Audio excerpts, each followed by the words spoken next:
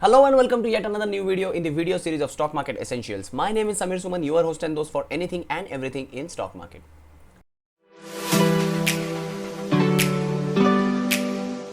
दोस्तों in this particular video हम लोग बात करने वाले हैं रिलायंस इंडस्ट्रीज के बारे में, जिनका क्वार्टर 4 का रिजल्ट डिक्लेयर हुआ है 30 अप्रैल को. Okay, so what's in it for shareholders, आइए इसके बारे में इन डेप्थ बात करते हैं. These are some highlights for quarter 4 results. Okay, जहां पे हम लोग देख रहे हैं कि एबिटा क्रॉस किया है, 1 लाख करोड़ का मार्क क्रॉस किया है for the first time, which is really very impressive. Okay, digital services का जो रेवेन्यू है विच इज 6452 करोड़ से अप है, विच इज 42.9%, यानी कि 43% ईयर ऑन ईयर ग्रोथ हुई है. ओके, डिजिटल सर्विसेज का जो रेवेन्यू है 40.7% से इंक्रीज हुआ है, एंड जो रिटेल सर्विसेज रिटेल बिजनेस का जो है 24.8% से इंक्रीमेंट हुआ है. ओके, रिलायंस ने डिविडेंड भी अनाउंस किया है which is 6.5 rupees per share. Okay, and biggest right issue of India 53,125 crore का at the ratio of 1:15 and the price of 1257 rupees. Okay, इसके साथ साथ कंपनी ने यह भी बताया कि सऊदी आरामको के साथ जो भी डील चल रही थी, जो भी बातचीत चल रही थी, that is on process, on track. अब आइए देखते हैं कंसोलिडेटेड फाइनेंशियल परफॉर्मेंस कैसा रहा है कंपनी का. यहाँ पे अगर हम देखें तो फोर्थ क्वार्टर यानी कि FY20 का फोर्थ क्वार्टर है, जिसमें रेवेन्यू बुक किया गया है 1,51,209 crore. Okay, which is 10% minus में चल रहा है compare to third quarter, and 2.5% minus में चल रहा है compare to last year quarter, that is year on year हम लोग अगर देखें तो. ओके, अब इस चीज़ को लेके बहुत सारे लोग जो है पैनिक है या फिर नेगेटिव कमेंट कर रहे हैं कि कंपनी का रेवेन्यू जो है नेगेटिव आया है. लेकिन एक चीज़ आपको समझना बहुत ज़रूरी है दोस्तों, ये जो रेवेन्यू है फोर्थ क्वार्टर का है, तो इसमें मार्च महीना इम्पैक्टेड है because of the Covid. Okay, and along with that इनका जो मेन बिजनेस है that is oiling and natural gas, जो कि इम्पैक्टेड है since December because of China बंद होने की वजह से जो क्रूड ऑयल का इम्पैक्ट हम लोग देख रहे हैं that is from January itself, तो जनवरी फरवरी मार्च, तो ये इम्पैक्ट हमें यहाँ पे देखने को मिल रहा है. However you need to take into consideration, आपको ओवरऑल कंसोलिडेटेड अगर साल का रिपोर्ट देखोगे आप, तो साल का जो रेवेन्यू है that is up by 5.4%, which is very good thing, very very healthy thing I will say. Okay, EBITDA हम लोग देख रहे हैं फोर्थ क्वार्टर का जो है 25,886 करोड़ है, जहाँ पे 0.8% माइनस में है compare to third quarter, and fourth quarter के कंपैरिजन में पॉजिटिव में है. ओके, ईयर ऑन ईयर अगर बात करें तो, and overall once again EBITDA जो है 10% से बढ़ा हुआ है compare to FY19, which is a good thing. अभी ये नेट प्रॉफिट जो है यहाँ पे 10% माइनस में चल रहा है इन बिफोर एक्सेप्शनल आइटम्स, मतलब अगर एक्सेप्शनल आइटम्स हम लोग छोड़ दे तो ये नेट प्रॉफिट जो है 10% माइनस में चल रहा है. एंड क्वार्टर ऑन क्वार्टर अगर हम देखेंगे हम लोग विथ रिस्पेक्ट टू FY90, वो बेसिकली चल रहा है 3.7% पॉजिटिव में. लोग जो ज़्यादा डरे हुए हैं वो इस चीज़ से डरे हुए हैं, net profit after exceptional items. यहाँ पे ये कुछ फिगर्स लोगों ने देख ली है एंड वो बोल रहे हैं कि यार ये बहुत ख़राब रिजल्ट है, 44% माइनस में चल रही है. एंड ईयर ऑन ईयर अगर हम लोग देखें फोर्थ क्वार्टर तो 37% माइनस में चल रहा है. तो you need to consider the exceptional items है क्या यहाँ पे, जो कि क्लियरली मेंशन किया हुआ है. आफ्टर एक्सेप्शनल आइटम मीन्स जो कि इम्पैक्ट ऑफ द कोविड-19 as well as the increase liability of the license fees. तो ये कोविड-19 का इम्पैक्ट आने की वजह से ये जो इतना ड्रॉप है ये यहाँ पे हमें क्लियर कट दिख रहा है. But once again as I said कि हम लोग इसको डायरेक्टली सिर्फ क्वार्टर से नहीं जज करेंगे, ओवरऑल अगर आप देखोगे तो company is doing pretty well. यहाँ पे इनफैक्ट 0.1% का ग्रोथ ही आया हुआ है including the exceptional items into this also. तो ये एक हेल्दी चीज़ है once again I would say. The next critical thing which people are talking about is EPS, that is earning per share, जो कि इसके वजह से लोग थोड़े से परेशान हैं कि अर्निंग पर शेयर जो है गिर गया है 10% से अगर हम लोग कंपेयर करें थर्ड क्वार्टर से, एंड वो ऑलमोस्ट 4% से गिर गया है अगर ऑन ईयर क्वार्टर से कंपेयर करें. लेकिन अगर हम लोग कोविड-19 that is exceptional items include करके EPS देखेंगे तो वो दिखा रहा है आपको ऑलमोस्ट 45% माइनस में एंड 42% माइनस में, जो कि पहले था 18 रुपया टिल December 19, वो अब दिखा रहा है आपको 10 rupees. Okay, but once again earning per share हम लोग जब कैलकुलेट करेंगे तो वो सालाना करेंगे, क्वार्टरली बेसिस पे हम लोग नहीं करेंगे. दिस इज़ जस्ट टू सी कि ये कैसे चल रहा है. अगर आप ईयरली बेसिस पे देखोगे तो एक्सक्लूडिंग दी कोविड का अगर हम लोग जो इम्पैक्ट है वो अगर निकालते हैं तो जो EPS है वो कम नहीं हुआ है, वो बढ़ा ही है, 66 से 70 हुआ है, so which is incremental of 5.7%. But अगर कोविड का इम्पैक्ट अगर हम लोग कंसिडर करते हैं तो वो 66.8 से 63.5 पे आया हुआ है. ओके, सो ये 5% से माइनस है, बट मुझे नहीं लगता ये बहुत बड़ा डेंट कर रहा है या फिर इसमें बहुत ज़्यादा डरने की बात है. So take into consideration, तो EPS का जो पॉइंट है, जो लोग ये मुद्दे पे बात करते हैं, ये इतनी डरावनी चीज़ नहीं है, you don't have to worry about this. So अगर मैं ये स्नैपशॉट को देखता हूँ तो ये बहुत पॉजिटिव लग रहा है, मेरे को रिजल्ट काफ़ी अच्छा लग रहा है। Yes, there are negative signs जो कि Q4 में दिख रहे हैं। अब ये कहाँ से आ रहे हैं इसके बारे में थोड़ा सा बात करते हैं। नाउ अगर हम लोग देखेंगे तो इन रिलायंस इंडस्ट्रीज के जो सेगमेंट्स है, इनमें मेन सेगमेंट बिजनेस जहाँ से आता है that is petrochemical, refining and oil and gas. Okay, ये तीनों से जो है बहुत बड़ा इनका बिजनेस का चंक आता है। ओके, सो अगर हम लोग यहाँ पे देखेंगे जो कि पिछले क्वार्टर से भी कंपेयर करेंगे तो पेट्रोकेमिकल से 36,909 रुपीज़ का रेवेन्यू आ रहा था, जो कि 32,000 हो चुका है। यहाँ पे 1 लाख का रेवेन्यू 84,000 हो गया है एंड 873 का 625 हो गया है। तो यहाँ पे एक अच्छा खासा डेंट आपको दिखाई दे रहा है। वही हम लोग अगर लास्ट ईयर के क्वार्टर से बात करेंगे तो this drop is huge. Okay, and यही मैं कह रहा हूँ कि ये जो बाय द वे ये जो फिगर्स है ये क्रॉर्स में है, मैं अभी आपको थाउजेंड्स में जस्ट बोल रहा हूँ just for easy understanding. You have to look at the figures very carefully. यहाँ पे आप देख रहे हो कि 1,51,209 की फिगर है which is less than compare to last year quarter. Okay, year on year देखेंगे तो ये 1,55,000 से कम है। लेकिन अगर आप ओवरऑल टोटल साल देखेंगे FY 19-20 कैसा रहा इन कंपैरिजन विद 18-19, तो आप देखोगे तो रेवेन्यू जो है बढ़ा हुआ है। तो इस पर्टिकुलर फाइनेंशियल ईयर में टोटल रेवेन्यू का जो 6,25,212 करोड़ का रेवेन्यू दिख रहा है, उसमें से 74% रेवेन्यू ये तीन इंडस्ट्रीज ला रही थी, petrochemicals, refining and oil and gas. Okay, अब ये जो है सबसे बड़ा डेंट यहाँ पे ही आया हुआ है। आप देख रहे हो 1,72,000 का 1,44,000 हो गया है, 393 का 387 हो चुका है एंड 5,000 का 3,200 हो चुका है। ओके, सो यहाँ पे ये बहुत बड़ा डेंट है एंड डिस्पाइट ऑफ दैट यहाँ पे आप देखोगे तो रेवेन्यू जो है इंक्रीज हुआ है which is a very good thing. तो ये जो बिजनेस का डेंट है ये कॉम्पनसेट हुआ है उनके बचे हुए सेगमेंट्स में, which is organised retail, digital services and financial services.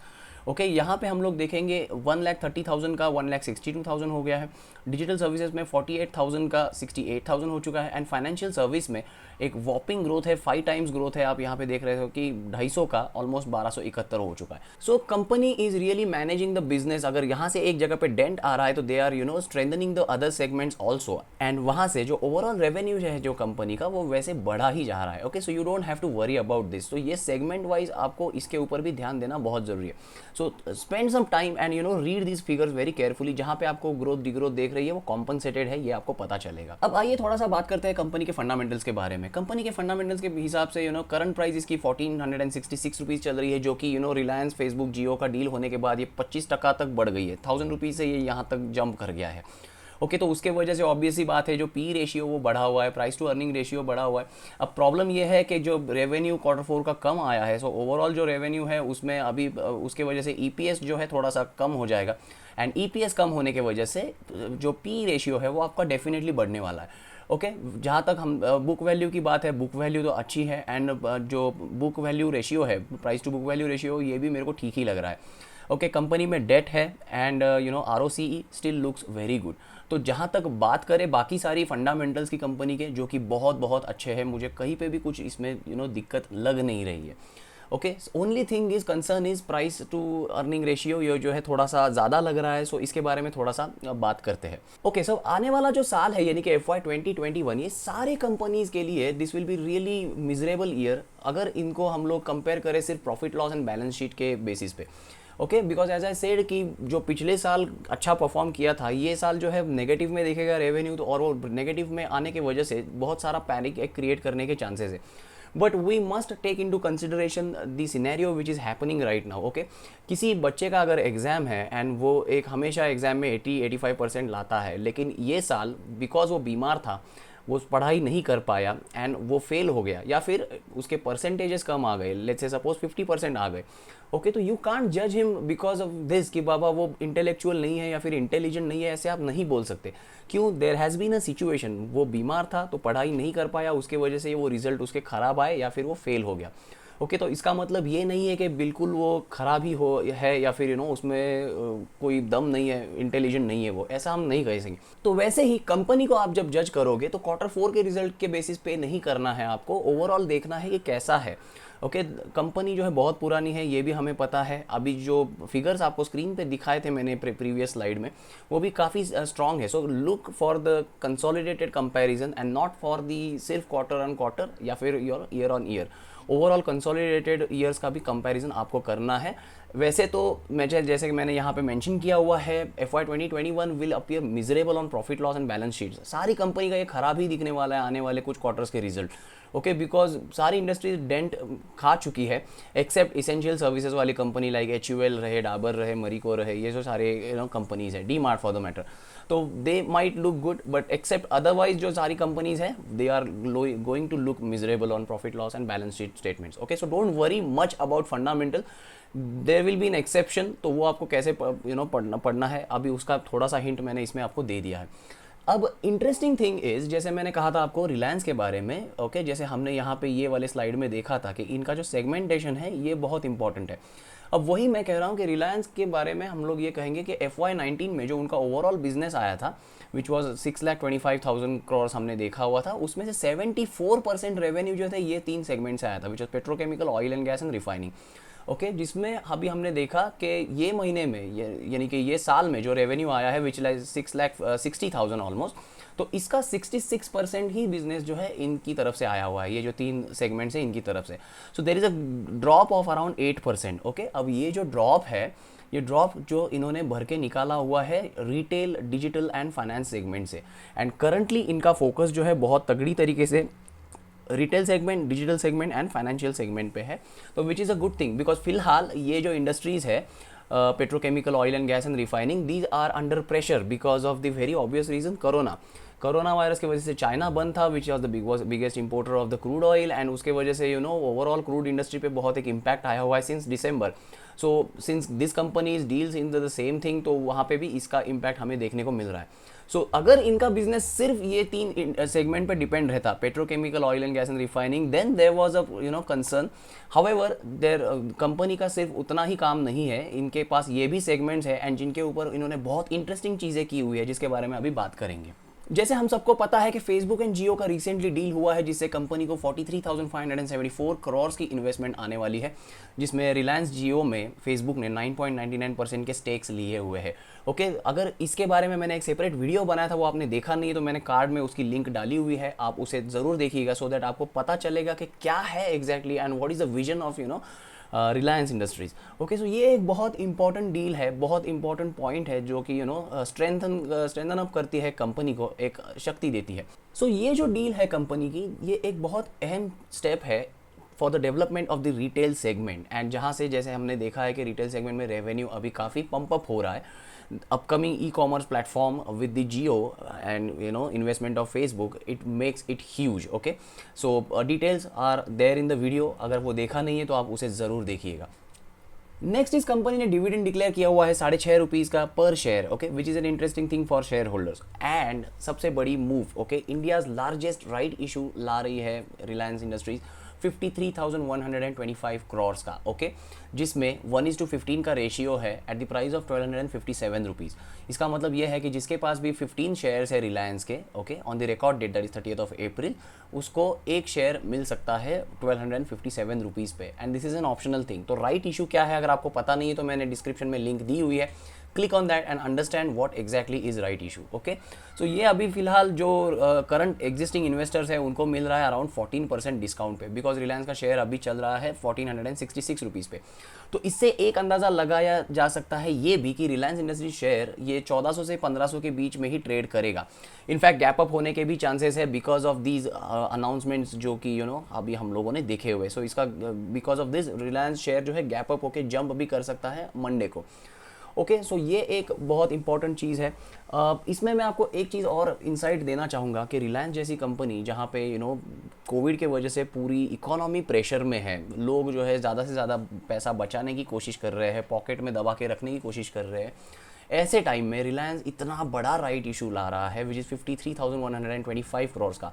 So this talks about the strength of the company and the confidence of the company in itself, okay, कि खुद में एक जो कॉन्फिडेंस होता है कि इतना पैसा मार्केट से उठाने की ताकत रखती है कंपनी, बिलीव्स दैट कि वो राइट इशू ऑफर करेगी तो लोग उसमें इन्वेस्ट करेंगे। ये अपने आप में एक बहुत बड़ी बात है, okay. So this can also be a good reason that you should invest in Reliance and take into consideration जो पॉइंट मैं आपको बताने की कोशिश कर रहा हूँ, I hope you are getting my point. ऐसे ख़राब सिचुएशन में भी मार्केट में राइट इशू ऑफर करना, ये अपने आप में एक बहुत बड़ी डेयरिंग है। एंड इसके वजह से मेरे को लग रहा है कि कंपनी जो है इसका फ्यूचर बहुत अच्छा है।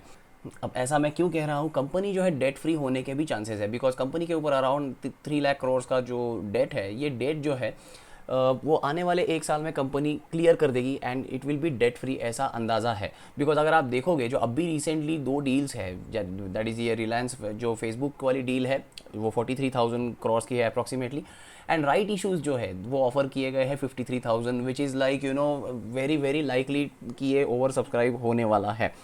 सो यहाँ पे अगर हम लोग बात करें तो company already has plan of gathering around 1 lakh crore, okay, just in this first quarter itself.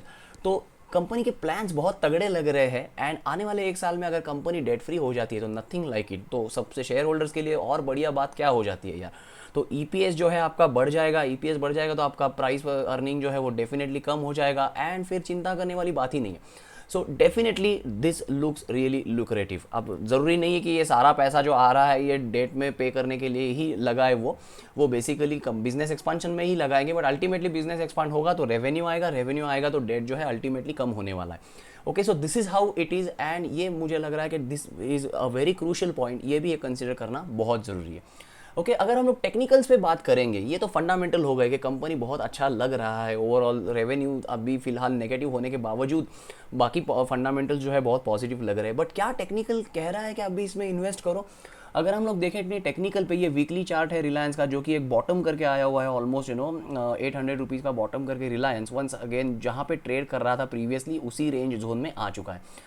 अब जैसे मैंने कहा कि यहाँ पे आप देख रहे हो तो 1515 रुपीज़ का एक रेजिस्टेंस लेवल दिख रहा है मुझे, ओके, एंड नीचे सपोर्ट दिख रहा है 1415 रुपये का। फिलहाल रिलायंस इसी में ही ट्रेड कर रहा है एंड इसके बाद जो है अगर मंडे को गैप अप होता है तो ये रेजिस्टेंस अगर तोड़ने के बाद वो ऊपर जा सकता है and once again the new levels will be 1600 rupees, जो कि एक रेजिस्टेंस हो सकता है। However, I feel Reliance will remain in this particular zone until the right issue जो है उसकी पूरी प्रोसीजर जब तक कंप्लीट नहीं हो जाती। गलती से भी इसके नीचे आता है 1415 के नीचे आता है तो ये लेवल जो है ये बहुत क्रूशल लेवल रहेगी, ये लेवल कंपनी टूटने नहीं देगी। ऑब्वियस सा रीज़न है, otherwise right issue will not make any sense. Okay, तो ये एक लेवल से ये आप ध्यान में रखिएगा। 1515 का एक रेजिस्टेंस है, 1415 का एक सपोर्ट है, उसके नीचे सेकंड सपोर्ट इज 1301 रुपीज़ का। तो अब करना क्या है आपको, जैसे मैंने कहा अभी इस कंपैरिजन के हिसाब से fundamentals looks very good, okay, exception is Q4 का रिजल्ट विच इज़ वो अभी आने वाले हर कंपनी का ये सारा जो है तामझाम ऐसे ही दिखने वाला है। सो आई डोंट थिंक सो उसको बहुत ज़्यादा वेटेज देना चाहिए। ओवरऑल जैसे मैंने कहा FY20 कंसोलिडेटेड कंपैरिजन कीजिएगा सो दैट आपको एक क्लियर पिक्चर आ जाएगी। शेयर प्राइस जो है अभी फिलहाल ओवर वैल्यूड लग रही है मेरे को, looking at the P, okay, वो मेरे को थोड़ा सा ओवर वैल्यूड लग रहा है। रिलायंस शेयर जब अगर 1000 रुपये का था तो अभी के EPS के हिसाब से वो वैल्यू जो पी वैल्यू जो थे वो अराउंड 15 रुपीज़ था, तो विच इज़ ओके, वो मेरे को वो ठीक लग रहा था। लेकिन अभी वो ऑलमोस्ट 22-23 रुपया हो चुका है तो वो थोड़ा सा ओवर वैल्यूड लग रहा है। Okay, future projections of the companies are extremely promising, बहुत अच्छे हैं वो मेरे को लग रहा है। सो डेफिनेटली आप इसमें इन्वेस्ट ज़रूर करो, रिलायंस में आप इन्वेस्ट ज़रूर करो, लेकिन make your investment plans. Okay, what do I mean by this, यहाँ पे मनी एंड इन्वेस्टमेंट टर्म आपको ध्यान में लेना है, मतलब आप कितना पैसा लगाने वाले हो एंड आपके इन्वेस्टमेंट टर्म्स क्या रहेंगे, ये आपके लिए बहुत क्लियर होना ज़रूरी है। Investment terms in the sense short term, mid term, long term. Okay, तो लॉन्ग टर्म है तो आप 1 साल 2 साल 4 साल 5 साल उसको देखो मत। ओके, शॉर्ट टर्म रहने वाले हो तो व्हाट आर द टारगेट्स, ये भी आपको देखना ज़रूरी है। लेट्स से सपोज अगर मेरे को 1 लाख रुपया रिलायंस में लगाना है तो ऐसे नहीं है कि अभी ये सारी चीज़ें पॉजिटिव दिख रही है तो मैं 1 लाख रुपया मंडे को डायरेक्टली एक साथ लगा दूँ, नहीं, you have to watch the market carefully. 10-10 हज़ार से बाइंग करो, 10,000 के शेयर्स आज लो और थोड़ा सा उतरता है शेयर्स तो और 10,000 के शेयर्स लो, अकॉर्डिंगली आपको उसमें इन्वेस्टमेंट करना है and don't buy everything at one time. So ये प्लानिंग जो है आपको करना बहुत ज़रूरी है, that will depend on your risk appetite as well as आप कैसे आपका मैनेजमेंट कर रहे हो एंड आपका इन्वेस्टमेंट टर्म क्या है उसके हिसाब से। Okay, also consider the risk involve, ये इसमें बहुत बड़ा हाथ जो योगदान है इनका क्रूड ऑयल इंडस्ट्री का है, तो वो थोड़ा सा ये आने वाला साल जो है इसमें बहुत थोड़ा सा उथल पुथल रहेगी because of crude oil and corona दोनों मिला के, तो इसमें कंपनी का रेवेन्यू जो थोड़ा डिप हो सकता है, तो जिसमें थोड़ा सा शेयर प्राइस के ऊपर भी इसका इम्पैक्ट आएगा। And next thing is right issue का भी इम्पैक्ट आपको कंसिडरेशन में लेना है, बिकॉज राइट इशू जब आता है, हमने देखा हुआ है आइडिया का भी जब राइट इशू आया था, आइडिया का शेयर प्राइस चल रहा था 36 रुपीज़, जैसे ही राइट इशू का जो एप्लीकेशन पीरियड खत्म हो गया 36 का प्राइस डायरेक्टली 18 रुपीज़ पे आ गया। एंड जब राइट इशू के शेयर जो है एलोकेट किए गए थे, वो राइट इशू जिस रेट पे मिल रहा था लोगों को, उसी रेट पे शेयर का प्राइस ट्रेड होना शुरू कर दिया, यानी कि 12.5 रुपये। ओके, तो ये जो है ऑलमोस्ट 70% टूटा था, बिकॉज उस वक्त राइट इशू का डिस्काउंट भी ऑलमोस्ट 70% दिया हुआ था आइडिया ने, उसके वजह से। तो यहाँ पे अगर हम लोग 14% की बात कर रहे हैं जो कि डिस्काउंटेड मिल रहा है, तो share price after the right issue can drop to 1250 levels. तो आपको ये भी एक रिस्क जो है कंसिडर करने हैं। तो इसीलिए मैंने कहा कि make your investment plans, and इसीलिए सारी चीज़ें एक साथ नहीं बाय करनी है। अगर आपको पैसा लगाना है तो आधा अभी लगाइएगा, एंड उसके बाद बचा हुआ जो है बाद में। Reliance which is a major constituent in Nifty 50, इसका वेटेज है अराउंड 10.06%। तो अगर रिलायंस गिरता है तो डेफिनेटली मार्केट भी गिरेगा, यानी कि निफ्टी भी गिरेगा, एंड रिलायंस बढ़ता है तो मार्केट भी बढ़ेगा। सो डेफिनेटली जब रिलायंस गिरेगा तो buy on dips, and this is for ये बाय ऑन डिप्स, पैसे बचने चाहिए, इसीलिए make your investment plans. Okay, so overall Reliance के लिए डेफिनेटली मैं कहूँगा कि लॉन्ग टर्म हो तो आंख बंद करके उसमें इन्वेस्ट कीजिएगा। येस, मंडे को पॉसिबल गैप अप हो सकता है इसमें। Okay, looking at the results and everything, there are few people who are still very negative about the results की बहुत ख़राब आए हैं, ऐसा आया वैसा आया, जहाँ पे मेरे को तो कोई भी चीज़ नेगेटिव नहीं लग रही है इस चीज़ में। I have given my own reasons and my way of studying the report and studying the details, and उसके हिसाब से मुझे नहीं लग रहा है कि कुछ इसमें गलत है, एक अलग पर्सपेक्टिव मैंने आपको दिया हुआ है। सो क्या लगता है आपको इसके बारे में, आप ज़रूर कमेंट सेक्शन में मेंशन कीजिएगा। अगर आपके पास रिलायंस के शेयर्स है तो क्या रेट पे आपने वो बाय किए हुए हैं, कमेंट सेक्शन में मुझे ज़रूर बताइएगा। सो आशा करता हूँ आपको ये वीडियो पसंद आया होगा। अगर आपको ये वीडियो पसंद आए तो इसे आपके दोस्तों के साथ शेयर करना बिल्कुल मत भूलिएगा, इसे लाइक कीजिएगा। अगर आप मेरे चैनल पे पहली बार आए हो, don't forget to press that red subscribe button, press the bell notification next to it, so आने वाले हर एक वीडियो का सबसे पहले नोटिफिकेशन आपको मिलेगा। Thank you so much for watching this particular video. Have a great day ahead.